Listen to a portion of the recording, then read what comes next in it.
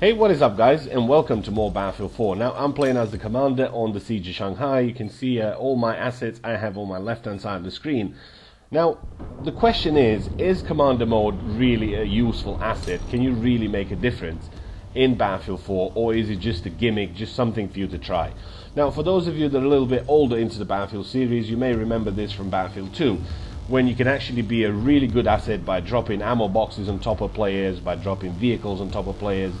You had the missiles, you had all sorts of goodies that you could have used back in the day. Now, what available assets do you have as a commander? Well, if you look on the left hand side of the screen, you see I have a scan UAV, I have the EMP UAV, I have the cruise missile, infantry scan, and vehicle scan. Now, as your team progresses and takes more flags, you do have more assets available, such as a supply drop and a vehicle drop. A supply drop is basically a big crate where you can resupply with ammo, or if you need to change your kit, you can go ahead and do that as well.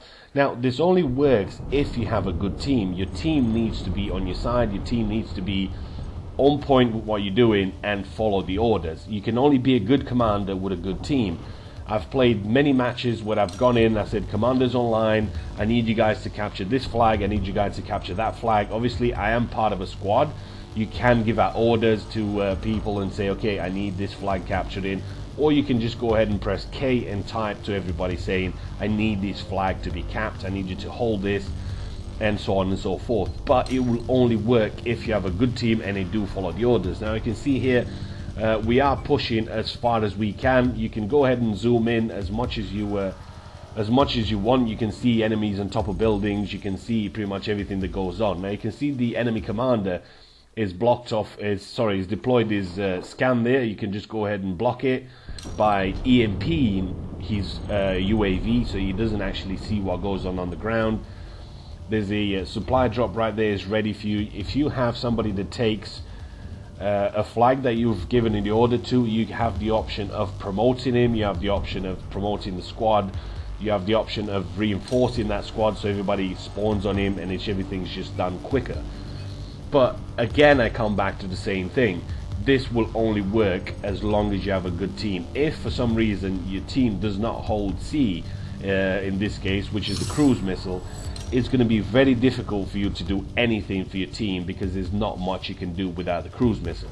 Now, the cruise missile does take quite a while for you to activate, drop it on something, and it's going to be really, really difficult for you to actually hit somebody, because you just have to plan ahead so much more. As you can see, there's a vehicle right there that I'm trying to hit.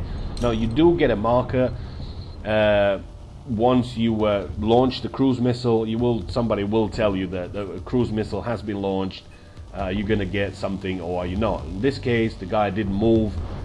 Unfortunate for him, I got him and his vehicle, but you can still move and you can block the enemy cruise missile. As a commander, you will see where the enemy strike is going to be. So once you see the missile, all you have to do is just go and right click on it and just go ahead and EMP that little area, and his cruise missile will explode in mid-air. So really, if your flag doesn't, if your team doesn't have, for example, the C flag here, then the one thing you can do to help the team is keep on blocking the enemy strike. So as soon as you see somebody putting down a cruise missile strike, just go ahead and EMP that area and you should be good to go. That will explode mid-air. Now bear in mind, you can only have the cruise missile on certain maps. I think it's about 3 or 4 maps. I've noticed it so far. I haven't played all of them just yet, but I know some of them you have the gunship, so you don't have a strike. You can see he's put a strike right there. I know he's not going to get anybody. You can see on the top right corner that he's not actually going to get a kill with it. That's the reason I didn't want to block it off, because I knew everybody's going to move from there. So you can see where he's going to put his strike. So it is all after you to decide if that's going to actually be a problem for your team, or is it not going to be a problem.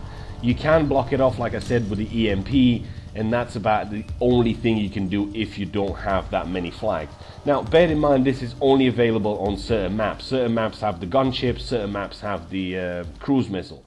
Now the one important thing to remember about the cruise missile is that it charges very, very slowly. You need to have the C flag in this case, and it also detonates very slowly. You need to plan ahead where you want to put the strike, and you need to make sure that your strike actually does some damage, because you don't want to waste them since they take so much time for it to charge and actually use. You want to be using them carefully. Now most of the times you'll see somebody sitting back with the AA gun, or maybe you see somebody in the mobile artillery. Those are the targets that you need to take out. Obviously, you can make them a high priority threat by right-clicking and going choosing that option and giving your teammates the order to take him out because it's causing a problem for your team, or you can do so yourself.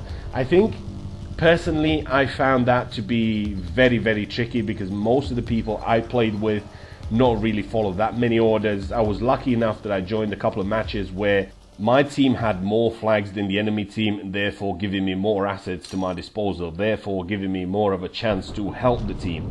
Personally, I think that the commander mode, as it is, it's more of a gimmick rather than an actual help. Yes, you can scan, you can give out the team the heads up, how many enemies are in that area, you can drop a supply box here and there, but it's all about working together. And if your team doesn't work together, I think you're not going to get anywhere. Obviously you can get some sweet kills with it, but I think you're not really making that huge of a difference as it is now. Hopefully they'll put in a tomahawk strike, hopefully they'll put in a couple of more things, maybe in an update or a patch, but you need a little bit more assets at your disposal. Well, you can see there I put a strike down, managed to get myself 4 kills right there. That's some good striking right there. But personally, like I said, I still think the commander mode needs to be a little bit more powerful, and the assets available need to have more punch. You really need to make a difference on the battlefield. If you're dropping a vehicle for somebody, right now you're dropping an ATV. You don't want to be dropping an ATV. That's going to make no difference on the battlefield. You need to have some sort of armor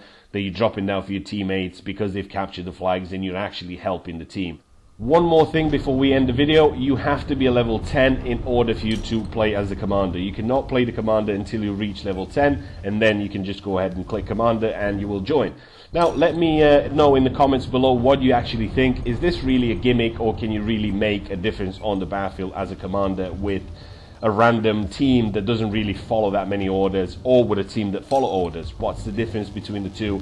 I was lucky enough that I played about 5-6 games where I had a good team. They pushed up, some of them actually followed the orders, and I managed to help a little bit, but still I did not feel that I was in charge of that battlefield. I didn't feel that I had that many assets at my disposal for me to help the team as much as I wanted. Yes, I took some guys out here and there, scanned the area a couple of times, give my team the heads up, dropped a couple of supply packs, but I didn't really feel that I was in charge of that battlefield. I didn't feel like I was helping the team as much as I wanted. So let me know your thoughts about the commander mode, and I will see you on the battlefield.